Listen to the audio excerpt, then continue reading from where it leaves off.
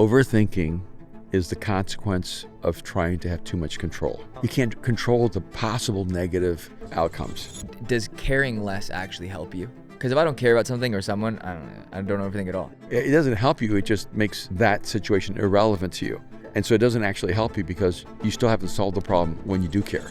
You never fall into positive scenarios. You only fall into negative scenarios. When you're not in control of your inner world, of your thinking, you move toward negative scenarios. You have to choose positive scenarios. You were listening to Mind Shift. And Dad, it's been a few weeks. We've both been traveling. We've been all over. You've had an exciting little getaway adventure. It's been Welcome long back. enough where I actually thought you were going to say, welcome to the Battle Ready podcast. I honestly almost did. It's been so long. We regressed. We went back.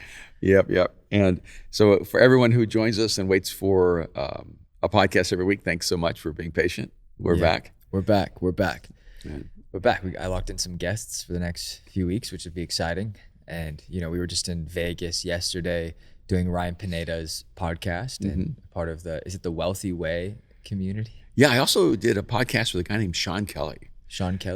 And that was a really fascinating Is it the podcast. one I wasn't there for? That was the first one. It was over at the Wynn Hotel. Okay. And over at, I think it was the Blue Wynn studio. It's pretty amazing. Okay. And I noticed that Sean has like 10 million followers on Instagram. That's crazy. And what does he do? What's his name? Sean what? Sean Kelly. Yeah. Oh, okay. Sean, but it's spelled like S-I-A-N, right? No, it's S-E-A-N, I think. Is it? Okay. So how was that? It was amazing. We had just a really great conversation, really sharp guy. Sean Kelly.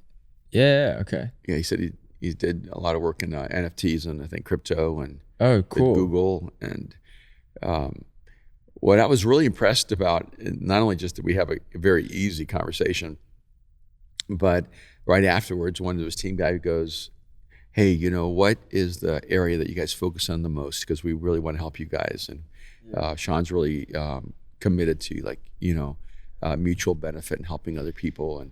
And I just love that was just a part of the culture right away. It really is interesting because as I'm like getting us prepared for this conference that we have a few hundred people coming to the arena live in Los Angeles, October 6th and 7th, with a crazy lineup. Lewis Howe, John Gordon, Jamie Kern Lima, Jerry Phil Lorenzo, Jones and Todd Herman. Yeah, we have a crazy lineup. It's amazing. And people have been calling in being like hitting us up, being like, how do you have better lineups than 90% of these summits? And we just, and then it's these guys, everyone helps each other out. Everyone wants to do each other's events. Everyone is trying to make themselves available to be a part of something, which I think is really cool.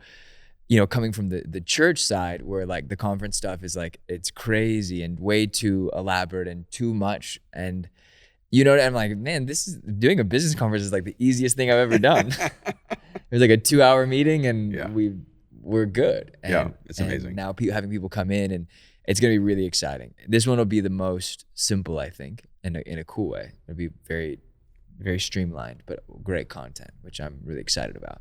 So, I'm really excited. We already have several hundred people who've signed up. Yeah. So I'm really excited to meet the people in the room. Yeah.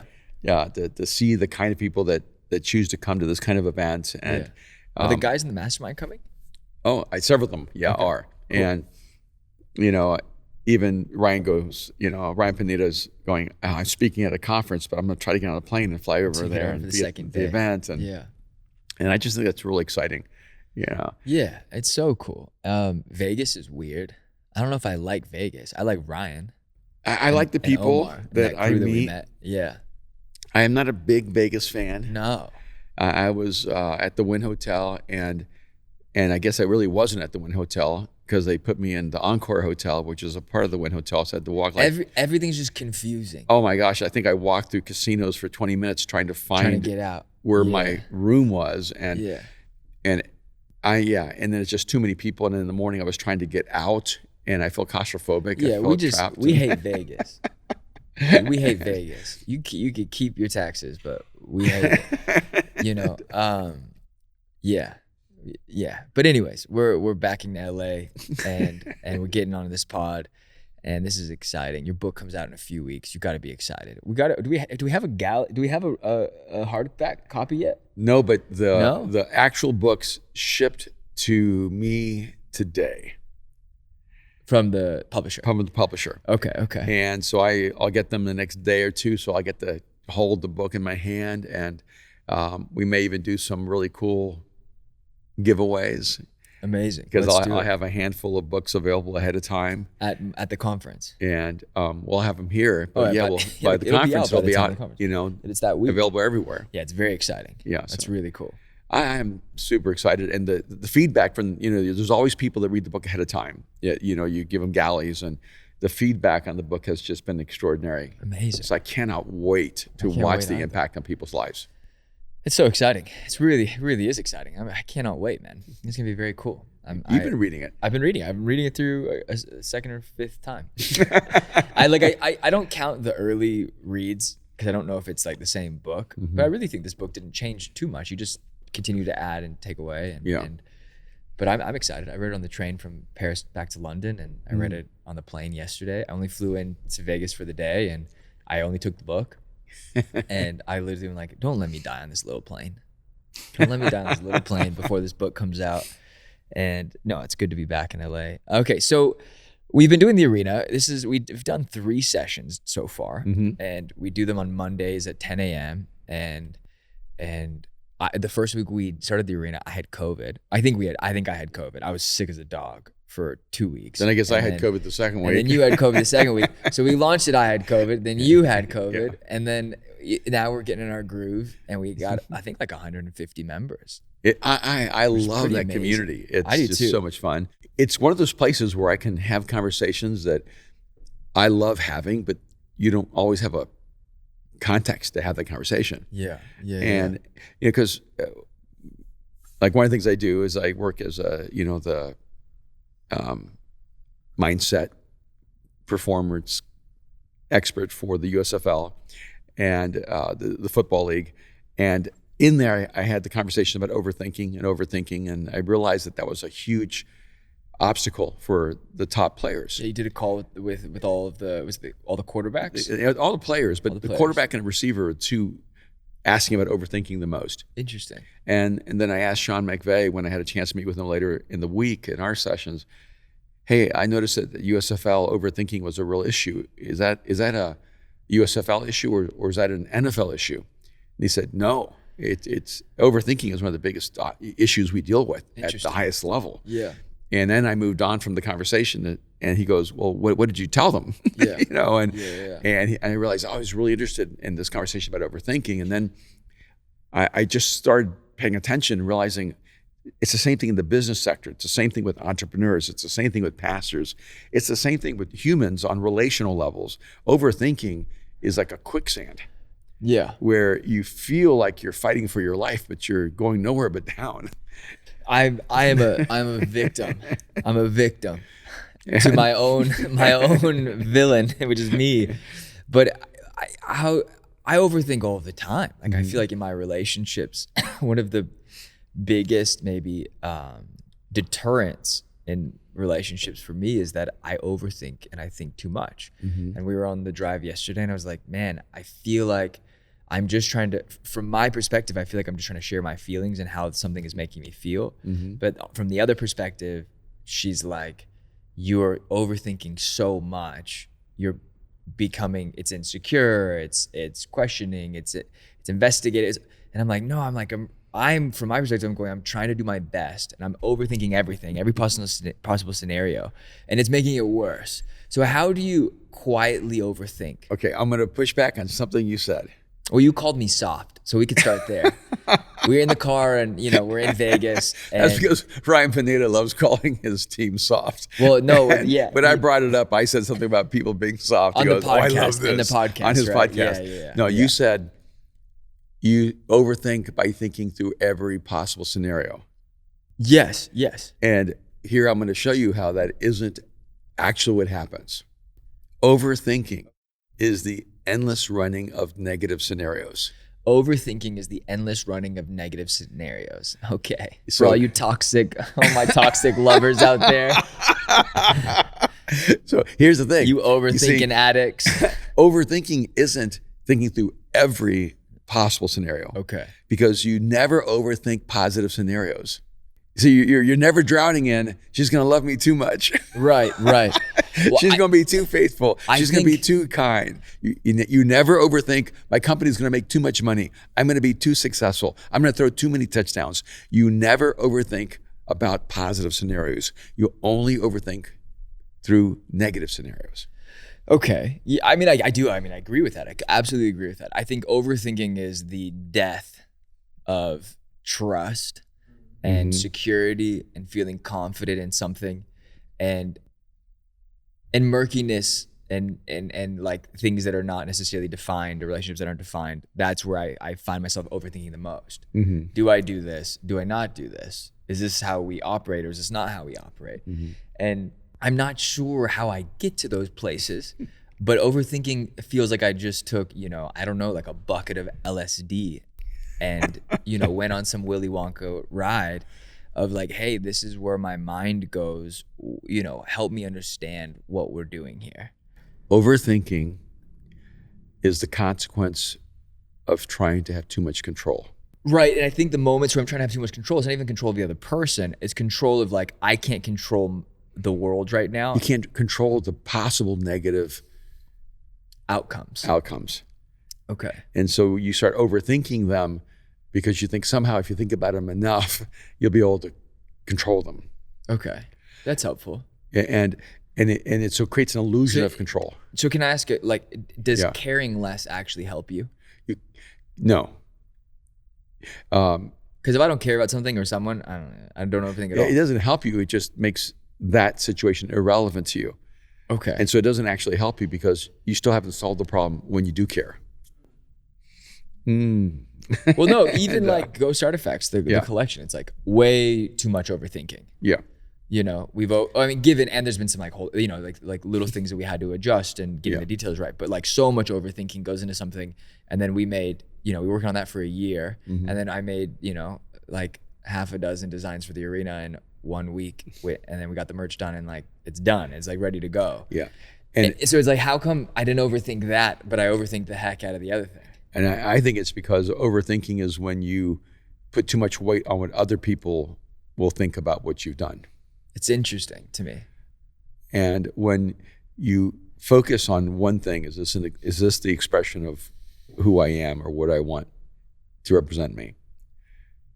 It's much simpler. It really reduces the options. Right. And makes things less complicated, And ironically, like a lot of people I meet that are super successful in business, if I could say this, they're actually like more, and I don't mean this in a negative way, more simple-minded people. They do not overthink. They just go, opportunity, yes. And they move. It's very binary in that. It's functional thinking. They're not overthinking it. They go, could I fail? Yeah. Probably. They just keep going. And I think, I don't know if this is still accurate, but it used to be that you could not be a pilot if your IQ was over 130, because you would be more likely to crash a plane because you would overthink things in a crisis. And they need reactionary or They need people who trust the process, who believe in what they've been taught, the skills, the craft. Would that be more instinctual thinking? No, it's actually not about instinct. It's just about trusting the method, the process, And overthinking is, but if I do this, this could happen. If I do this, this could happen. And if I do this, this could happen. And the plane is crashing because you're not doing anything. Yeah. Rather than, I trust my training. When this happens, I'm supposed to do this. I'm going to do this. When this happens, this is the response. Okay. And you trust the training. And I think it's even true in everyday applications in life. Yeah. And so our last arena session, we spent an hour talking about overthinking. I think it was one of the best sessions we've had. But I also think that it's probably a topic that's really valuable for everyone. Right. If you first of all begin to realize, you're only trapped in overthinking when you're focused on negative scenarios. And this is one of the things I think is real important, is that you never fall into positive scenarios. You have to move into positive scenarios. Okay. You only fall into negative scenarios. You only slip into negative scenarios. And so when you're not in control of your inner world, of your thinking, when you're in a sense being a passive recipient of the inner story, you move toward negative scenarios. Okay. You have to choose positive scenarios. Okay. You have to move toward them. Okay. And it's so if you just think in terms of the gravitational pull of your inner world, gravity is always going to pull you to negative scenarios. Okay. You have to choose to elevate to positive scenarios. Okay. Okay. Oh, and by the way, just real quickly, Sure. I think the best solution to overthinking is action. Okay. Just give me an example. Yeah. Let's say you're overthinking a jacket you're making.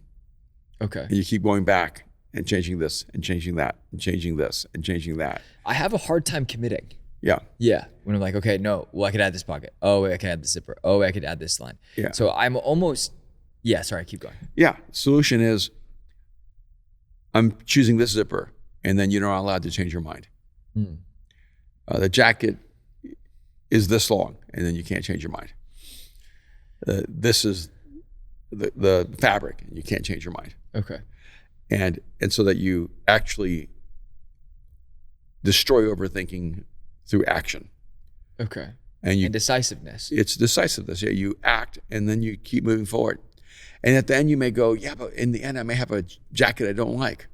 Right. You go, yes, but you've actually finished something. So now you know actually in a more concrete way how to make the jacket you do like. Okay. You don't even know until you fail or succeed.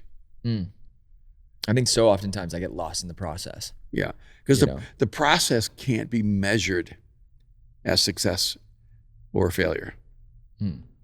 So the process is a safe place to hide. And so you have to love the process when it produces the outcome. You don't want to get lost in the process to avoid the outcome. Okay. Feeling this is targeted. No, okay. It's not targeted. It's just it's just true. Yeah. Okay. Well. What? Now I'm overthinking. How do you come back? How do you come back from bad moments in that way? Because I think, I overthink, and then it tends to get me in trouble and slows me up. And I want everything to move really slow. And what I found is that when we have a plan and then we change that plan, we were having the meeting before you got in about how to work together better and how to communicate at a higher level. And what I realized is I'm actually the polar opposite of you. I really need a routine. It keeps me healthy mentally. It keeps me healthy in my day-to-day. The moment we start changing all the variables and everything, I start slipping. My mental health kind of goes. I'm not as resilient because I think everything is always in flux. There's never, I think it's not one thing. You're not the one variable. Everything is always moving. There's no consistency in our life when it comes to the day-to-day, I know that I have a job, and then if I don't show up, I might not have a job next week because there's no money coming in or whatever we're doing. But when it comes to how to not overthink when there's no consistency, it becomes really hard because I'm always having to they talk about, reduce the amount of creative decisions you have to make in the morning, like what you're going to wear, what you're going to eat, what you're going to drive, how you're going to get there, because that consistency helps you save your creative decisions for work, right? Every creative decision you're having to make before you actually get into the office is actually eating at the decisions you're able to make throughout the day. I feel like we're having to make 5,000 decisions before I even wake up, and a part of that ends up like fueling the desire for some kind of control. And then I'm just left with a lack of control. And then I try to control the other things in my life by going, okay, I can control when I work out. I can control when I eat. I can control when I see certain people. And then I end up just disastrous, right? But then when it comes to leading an organization or leading a company, how do you help? Is it better to create like windows and zones of like, this is when we're always doing this, because that's not really how you operate. So how do you flow? How do you find a flow state? Going back 2 weeks to the arena conversations, flow state. Like really, how do you have an organizational flow state or a team flow state or relational flow state where you're like, this is how we like ebb and flow? Mm-hmm. Yeah, I do think that there's an aspect where redundancy is your friend. If you can make redundant the things that you do all the time, life gets easier. Like we talked about, one of the challenges we have with the podcast is that we don't have a sacred space in that sense. Yeah, we do not have a space that always belongs to us as My Shift Podcast. We don't have our own equipment. And so we're borrowing equipment all the time. Right. We're setting up and breaking down all the time. And so everything that we know is redundant, we're having to do like, it's the first time every single week, over and over again. And then sometimes we have to move locations, so then we have to hope everything moves with us. We have to hope that Austin didn't, overlook a wire or table. Or it becomes complicated. Yeah, so even with this table, we get here and the table's the wrong height. We look like little people. And so it's like the table was like here, and I was like, guys, I'm not gonna, you know. And so one of the things that actually makes life easier is if you can solve the problem of redundancy. How do you make things redundant so that you can actually focus on what needs to be creative? But every week for us, everything is problem solving. And so it's more exhausting for Austin, even who, is working with us, because he's our behind the scenes technical guy. He's everything, he's a director, cinematographer, lighting, camera, sound, and so that means that every week, what could be redundant actually is a first time go. And in life, the way that you actually, I think, move toward excelling is moving as many things as possible to redundancy so that you can actually focus creativity on the product you're trying to develop. Okay. And that's one of the things I historically, because I am a person, I love to be adaptive. I love innovation. I love creativity. I love spontaneity. I thrive in chaotic environments. That's a part of the way I'm designed. Yeah.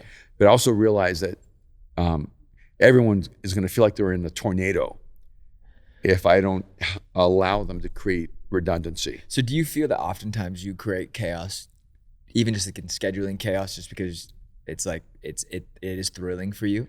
Do you create unnecessary? Do you feel like you create unnecessary chaos? I do not believe I create unnecessary chaos. Okay. Because I do not create chaos for entertainment purposes. Right. I create chaos as a direct result of intention. Okay. And so when I see an opportunity that can be seized, I move toward it. Mm-hmm. But I don't protect stability very well. No. And probably I should do better at protecting stability. Yeah.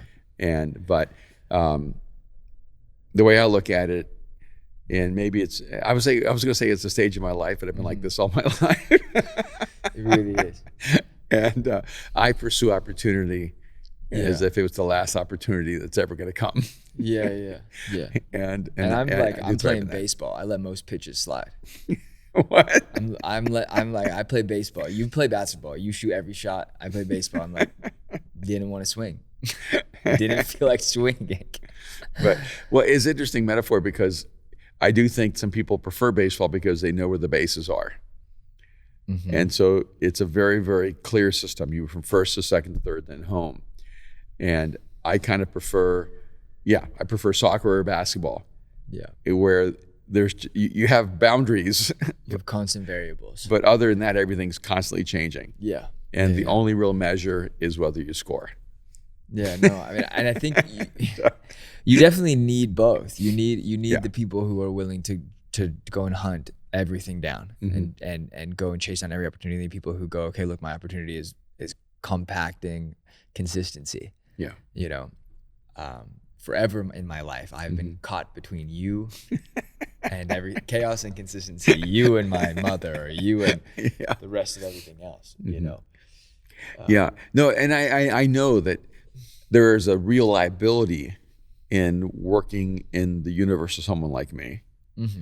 but there's also massive benefit, and so you have to decide which dark side you want in life. Do you want massive stability and predictability and continuity, without innovation, creativity, spontaneity, or are you willing to relinquish some of the security and predictability and continuity for the new, for pioneer, for being an entrepreneur, for being a creative?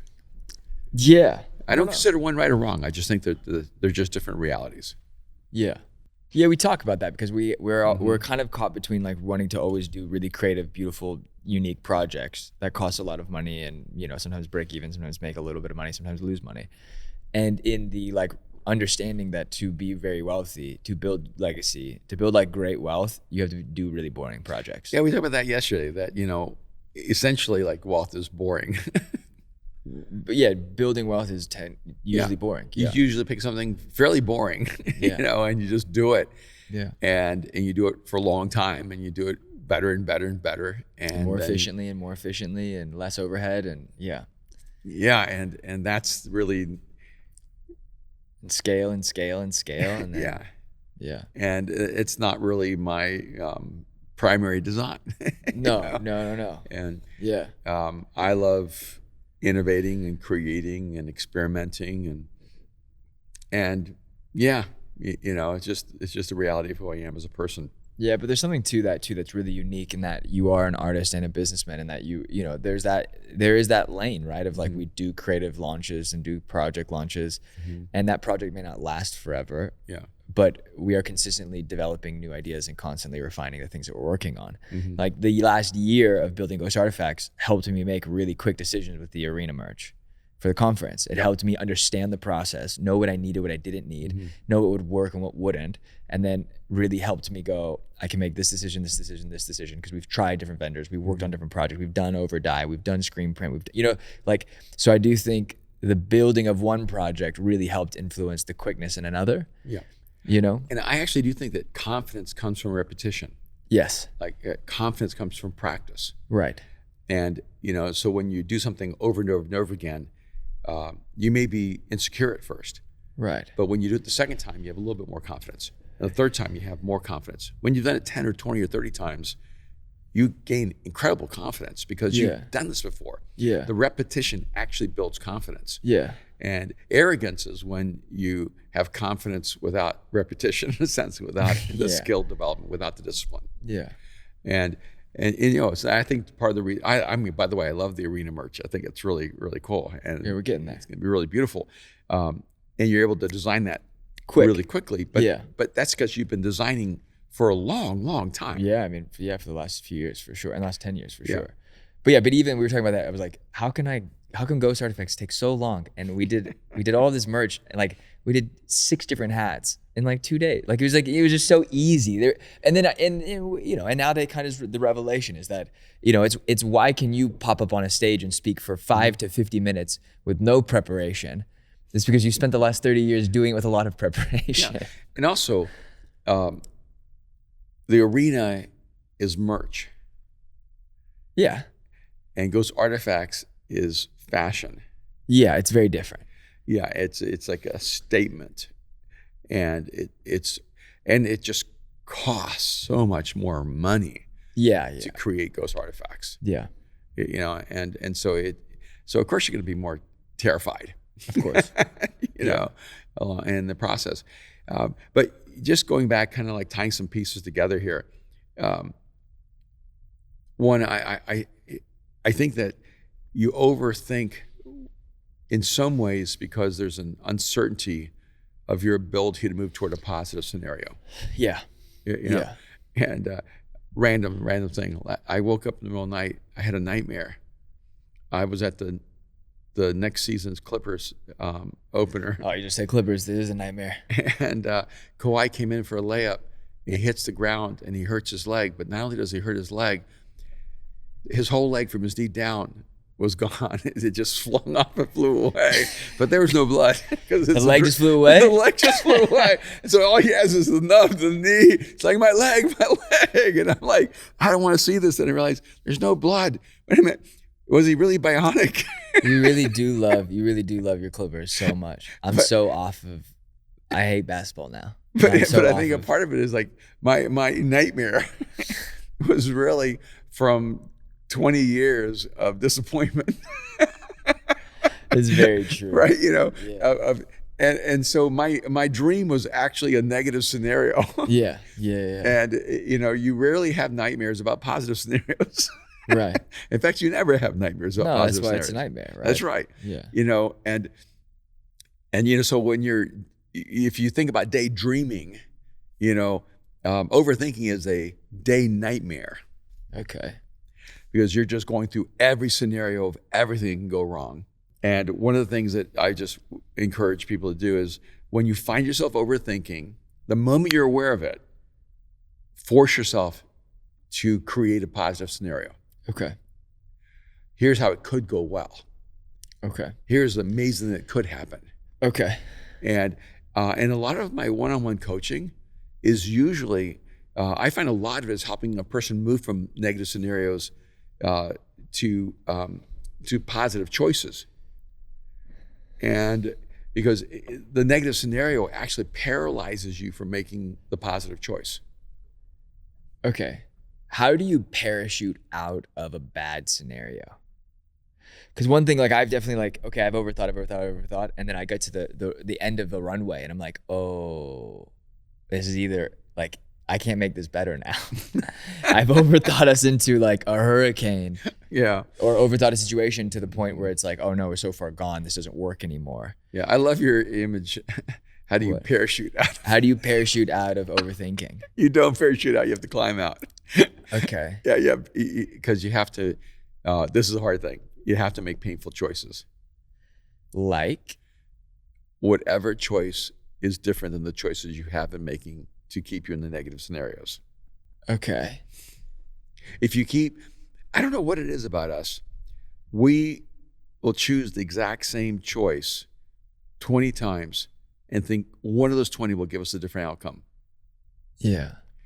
When if it's the same choice, you're going to have the same scenario. Sure.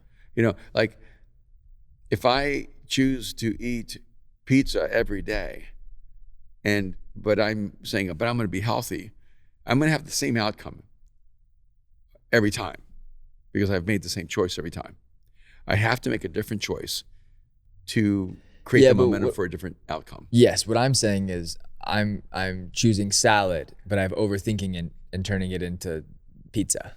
It's just to alter the metaphor. It was never pizza. I've turned it into pizza with my overthinking. Yes. Right? It was something positive and then I've turned it into something negative. So how do I, it's so much easier to turn something negative than it is to turn it positive. Is it possible because you do not believe that you deserve a positive outcome? Maybe. Yeah, self-sabotage is a thing, but why is it so much easier to get into the negative than it is to get into the positive? Like you can make something bad in 2 seconds. Yeah. But it takes a lifetime to make something good. That's so true. And one of the things I've just recently talked to someone is, if you look at human beings just as a product, we're like factory defects. Yeah. Yeah. Because negative emotions stick with us, positive emotions slip right through. It's interesting, right? Right. Negative energy stays with us. Positive energy disappears fast. Negative scenarios, they stay with us. They'll drown us. Positive scenarios disappear the moment you stop focusing on them. And so what we have to realize is that there's some sense our internal world is almost designed as a factory defect. Okay. It's a part of the human brokenness. Okay. And you cannot accidentally move toward your best life. Okay. You can only move toward it on purpose. That's really good. You have to be purposeful about the steps you're taking to move towards positivity into a healthy lifestyle. Yeah. And so the best thing to do every day is to go, I can't fix everything. I really have such limited control over the future. Yeah. There's so many factors I can't even see. So what I can do today is make the right choices today and trust that making the right choices right in front of me will create the momentum for the right life and the future I really want. That's really good. And it's hard to do that. It's hard to trust it. Yeah. You know? Yeah. It's hard to have confidence in something that you overthink. Yeah. You know, that is really hard. Yeah. And, you know, it just, I think all of us can actually feel exhausted from choosing. I think sometimes we just want good life to happen to us. You know, it's like, can somebody just like, you know, leverage everything back in my direction so good things just happen naturally. And I don't think it works like that. I think it actually works where what you need to take stewardship of is the decisions that make you the best human being you can become. And when you make choices that are focused on who you are as a person, the outcomes are the ones that you long for, and they begin to happen. And that's why I said, don't put your identity and your purpose in outcomes. Put your identity and purpose in personhood, in essence. And one of the things I broke down the other day, I think it might have been with Ryan Pineda was. It was yesterday. Yeah, I took these notes. Yeah. I said, look, you can focus on outcomes or process or essence. And a lot of people focus on outcomes. I want to be rich, or I want to own a house, or I want to have a plane, or I want whatever. And because you're focused on outcomes, you ignore process and essence. Some people who upgrade focus on process. And they go, I believe in the process, and if I commit to the right process, I'm going to get the outcomes. And I won't always get the outcomes. Like you can be committed to the right process, let's say as a football coach. Okay. And still not win the Super Bowl. Because only one team wins the Super Bowl. There wasn't only one team that was committed to the right process. There might have been 15 teams that really were profoundly committed to the right process. The outcome is just very limited. But before you focus just on process, you need to focus on essence, on who you are becoming as a human being. What kind of human being do you want to do? What kind of values do you have? What shapes your character? What is the brand of who you really are? And to me, whenever you begin with essence and then you move to process, outcomes happen in the most optimal and exciting way possible. Yeah. And even when you don't get the outcome you wanted, you don't get the championship. You still have a deep sense of fulfillment because you know that you were true to your essence, you're committed to the process, and you let the outcomes come as they come. I love that. I think we've been going for 40 minutes or so. Yeah, I love this. I love this conversation. I think it's incredible.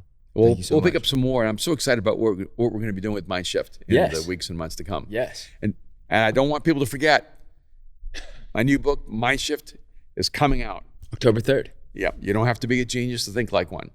And it's going to read the book. It's going to be a mind-shifting experience. These really small, granular, concrete shifts that will open up your future. I love it. I'm excited. I've read the book multiple times. I can't wait for this to come out to the world. And we have the Arena Conference here in LA, here at Mosaic in Hollywood. October 6th and 7th. October 6th and 7th. It's going to be incredible. Yeah. And if you're listening to this podcast, thank you so much. We appreciate you tuning in and being a part of our community, a part of our tribe. If you are looking to dive in deeper, check out the YouTube, erwinmcmanus.com/YouTube. Subscribe, rate and review everything. Comments, let us know you're listening. And there's so much free content on there. It's the best. And we will hopefully be back next week. So I cannot wait. All right, see you guys soon.